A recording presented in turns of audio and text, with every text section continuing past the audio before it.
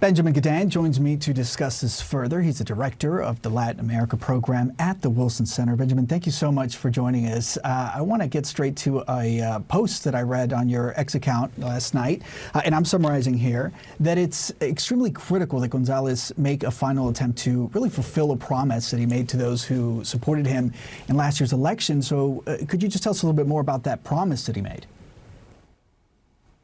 Yeah, look, Venezuelans overwhelmingly voted for opposition leader Edmundo Gonzalez last July. He is meant to be sworn in on the 10th of January. That is coming up soon. And so far, he has said that he will find a way to do so against all odds.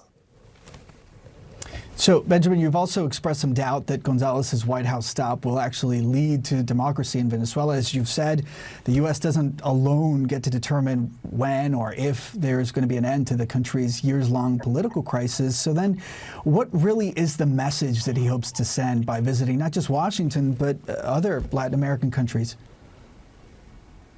Yeah, I think we have to be realistic. Unfortunately, it's been clear under several U.S. administrations that the U.S. can't control political outcomes in Venezuela, no matter how hard it tries. We have imposed on the Venezuelans some of the most severe sanctions ever implemented by the United States against an adversarial government.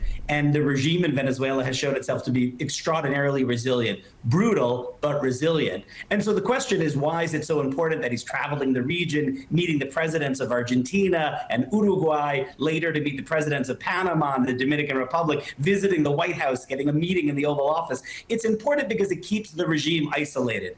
It's important because it means it's less likely governments in the region and elsewhere will recognize this illegitimate third term that begins January 10th, that will send emissaries to Caracas for the inauguration. It means that big countries in the world are sending a very clear message about how they view the last election in Venezuela.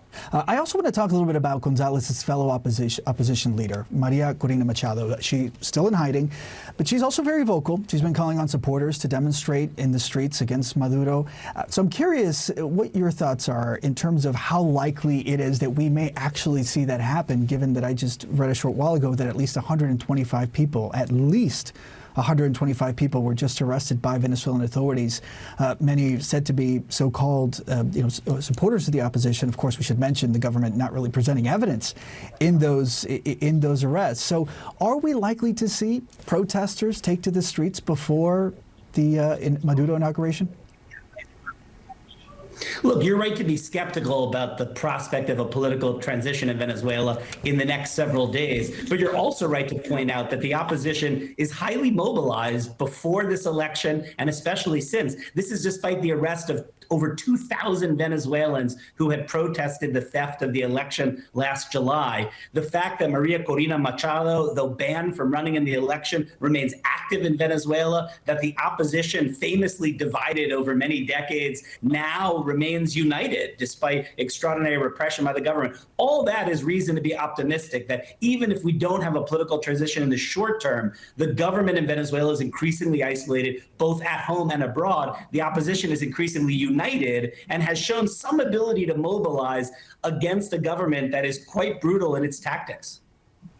And with that, can you also just help me encapsulate just the extraordinary nature of this situation right now, Benjamin? You have the Venezuelan, at least a Venezuelan opposition leader, who has been recognized by several countries as the legitimate winner of the election, including by the United States. However, you also, and he's also, I should mention, been welcomed by countries like Argentina with honors that are usually reserved for a head of state, basically welcome to countries as a president. Yet Nicolas Maduro, who was declared winner by his loyalists, will be the one, or at least is expected to be the one, to remain in power. So what will be the next 6 years for Venezuelans, those who have not been able to flee their home? Well, we might see as many more fleeing their homes, unfortunately. Yeah. Already, Venezuela has lost 8 million of its citizens in the last 10 years or so. That's about 20% of the country, half of which or more are still in places like Peru, Colombia, Ecuador, Brazil, even Argentina. And so polling before the election showed that a very large number of Venezuelans would leave if there was no prospect of a political transition. So one possibility is that more flee.